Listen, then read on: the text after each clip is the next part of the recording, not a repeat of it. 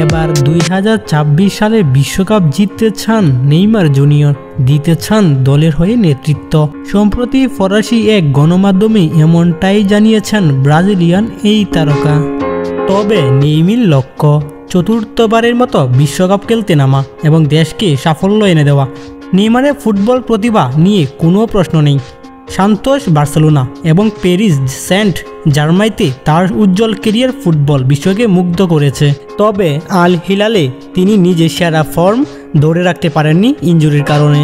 নেইমারের বর্তমান club Al হিলালের সঙ্গে 2025 সালে জুন পর্যন্ত চুক্তি রয়েছে। তবে গুঞ্জন শোনা যাচ্ছে তিনি শীতকালীন ট্রান্সফার উইন্ডোতে নতুন ক্লাবে যোগ দিতে পারেন। সান্তোসে ফিরে যাওয়া কিংবা মেসি সুয়ারেজের সঙ্গে ইন্টার মিয়ামিতে খেলার সম্ভাবনা রয়েছে। বার্সেলোনার এমএসএন জুটি আবারও জোড়ো হলে ফুটবল বিশ্বে নতুন উত্তেজনা সৃষ্টি হতে পারে। তবে ক্লাব ফুটবলের পাশাপাশি নেইমারের নজর এখন 2026 বিশ্বকাপের দিকে। তিনি চান ব্রাজিলকে নেতৃত্ব দিয়ে বিশ্বকাপে সাফল্য এনে দিতে। তিনি বলেন, বিশ্বকাপ প্রতিটি খেলোয়াড়ের স্বপ্ন। আমি 3টি বিশ্বকাপ খেলেছি এবং চতুর্থবারের মতো খেলতে চাই। এখন আমাকে ফিটনেস ফিরে পেতে হবে এবং ভালো প্রস্তুতি নিতে হবে।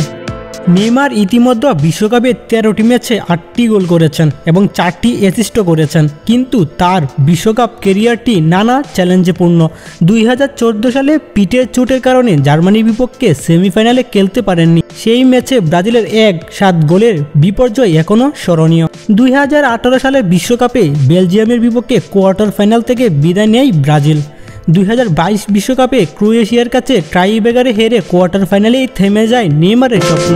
ব্রাজিলের হয়ে 2013 সালে কনফেডারেশন কাপ এবং 2016 অলিম্পিকে স্বর্ণপদক জিতেছেন নেইমার। তবে 2021 কোপা আমেরিকার ফাইনালে আর্জেন্টিনার কাছে পরাজিত হন তিনি। তাই 2026 বিশ্বকাপকে ভালো কিছু হিসাবে দেখতে চান নেইমার, যেখানে তিনি দেশকে বিশ্বসেরার আসনে বসাতে চান। 34 বছর বয়সে বিশ্বকাপ খেলতে নামলে নেইমার যদি তার সেরা ফর্মে ফিরতে পারেন, তাহলে সেলেসাও এর জন্য তিনি হতে পারেন অমূল্য সম্পদ। এখন দেখার বিষয় তার এই স্বপ্ন সফল হয় কিনা এবং ব্রাজিল তাকে নেতৃত্বের দায়িত্ব দেয় কিনা। নাজমুল হক, ডেইলি স্পোর্টস আপডেট।